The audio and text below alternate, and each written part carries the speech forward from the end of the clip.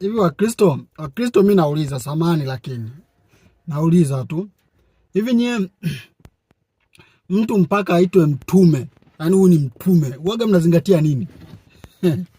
Unajua ni swali, ili mpaka mtu mumuite mtume mnazingatiaga nini? Maana sisi Waislamu cheo cha utume tunakiheshimu kweli kweli, yani mpaka tunaposema mtume wa mwisho ni Muhammad tunakiheshimu kweli kweli.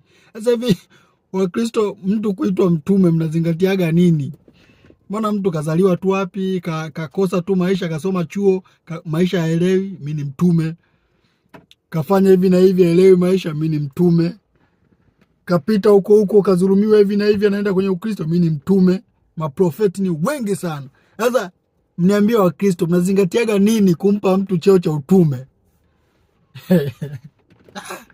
Nyie Wakristo wote ni motoni kudadeki zenu. Hamnaga cheo cha utume. Cheo cha utume upewe unapewa na Mwenyezi Mungu. Ndio maana mitume walioongoza ni 25. Hao wengine mnajiongezea wakina mitume sijui nisiwataje majina. Ila mnajifahamu. Mtawa comment hapo mitume ambao wapo Tanzania.